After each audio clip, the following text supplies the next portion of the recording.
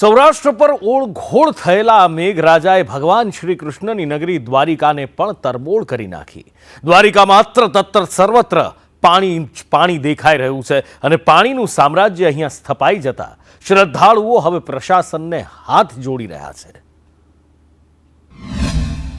દેવભૂમિ ઉપર મેઘો ઓળઘોળ, કૃષ્ણનગરી કરી નાખી તરબોળ। આફતમાં જિંદગી ડૂબવા લાગી, દ્વારકાધીશ પાસે રહેમ માંગી। ગુજરાત ઉપર સક્રિય થયેલી 5 સિસ્ટમ એ સૌરાષ્ટ્ર ઉપર કહેર બનીને તૂટી પડી છે। ગાજવીજ સાથે શરૂ થયેલા વરસાદથી દ્વારકાની ધરા તરબતર થઈ છે।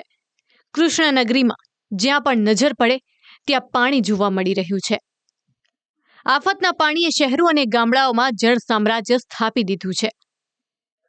લોકોને ડૂબાડીને મારવાની જીદે ચડેલા પાણી વચ્ચે એક જિંદગી બચાવવા રેસ્ક્યુ ઓપરેશન ચાલી રહ્યું છે।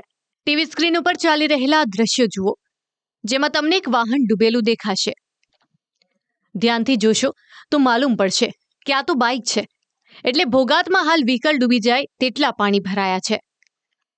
અને આ પાણી સતત વધતા ભોગાત ગામે આવેલ જુનિપર કંપનીના શ્રમિકો ફસાયા હતા।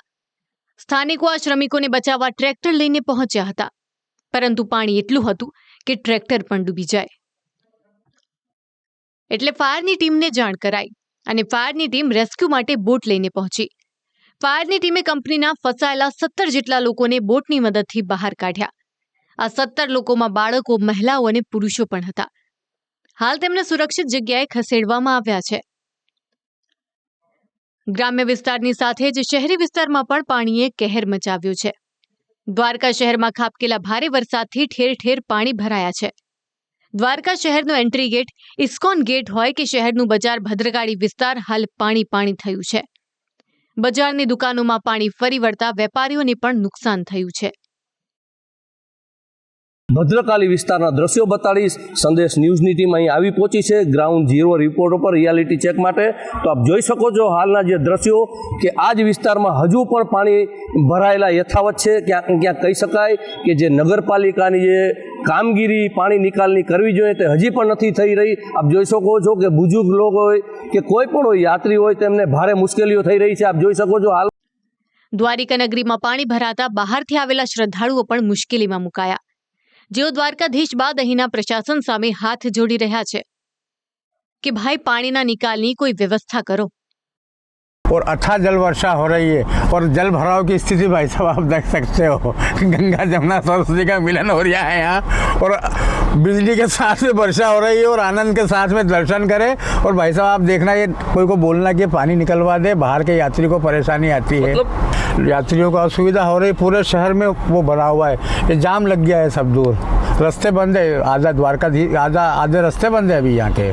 तो नगर निगम अगर ध्यान दे तो ये सामने के आगे पीछे के हट जाए, नहीं थोड़ा नाले साफ हो जाए तो यात्रियों को सुविधा होगी श्रीमान। દ્વારકાના રેલવે સ્ટેશન વિસ્તારમાં પણ જળ જમાવડો મુશ્કેલી લઈને આવ્યો છે। છેલ્લા 2 દિવસથી અહીં પાણીનો ભરાવો જોવા મળી રહ્યો છે। દ્વારકાના કલ્યાણપુરમાં આવેલા યાત્રાધામ હર્ષદમાં પણ ધોધમાર વરસાદે જનજીવન થંભાવી દીધું છે। અનરાધાર વરસાદ અને સિંધણી ડેમ ઓવરફ્લો થતા હર્ષદ મંદિર પાસે પાણી ભરાયા હતા। હર્ષદના બજારોમાં પાણીનું જમાવડું થતા શ્રદ્ધાળુઓ પણ મુશ્કેલીમાં મુકાયા। તોફાની વરસાદે અહીં મંદિર પાસે ભક્તો માટે બનાવેલો શેડ પણ ધરાશાયી કરી નાખ્યો। જામખંભાળિયા પંથકમાં મેઘરાજાની તોફાની બેટિંગથી અત્ર તત્ર સર્વત્ર પાણી જ પાણી થયું છે। લાલપરડા, લાલુકા, જૂની ફોર્ટ, ખોખરીમાં વરસાદ આવતા સ્થાનિક નદીઓમાં ઘોડાપૂર આવ્યું છે। વળી તેમાં લાલુકાનો ફુલકુ ડેમ છલકાતા નદીઓના જળસ્તરમાં પણ વધારો થયો છે। અનરાધાર વરસાદથી કલ્યાણપુરના અનેક ગામ બેટમાં ફેરવાયા। વિસ્તારના નદી નાળા છલકાતા જામદેવરિયા ગામ પણ બેટમાં ફેરવાયું છે। પૂરના ધસમસતા પાણી એ ગામમાં ફરી વળતા જળ કરફ્યુ લાગ્યો છે। ભારે વરસાદથી કલ્યાણપુરા લાંબા બંદરના રૂક્ષ્મણીનગરમાં પણ પાણી ભરાયા છે। રૂક્ષ્મણીનગરના રોડ, રસ્તા અને ખેતરો હાલ જળમગ્ન છે। આમ કૃષ્ણનગરી ઉપર ઓળઘોળ થયેલા મેઘરાજાએ દેવભૂમિને તો જળબંબાકાર કરી નાખી છે। દ્વારકા શહેરથી માંડીને ગ્રામ્ય વિસ્તારમાં હાલ પાણી જ પાણી છવાયું છે। નદી નાળામાં પૂર આવ્યા છે, જે હવે લોકોને ડૂબાડીને મારવાની જીદે ચડ્યા છે। બ્યુરો રિપોર્ટ, સંદેશ ન્યૂઝ।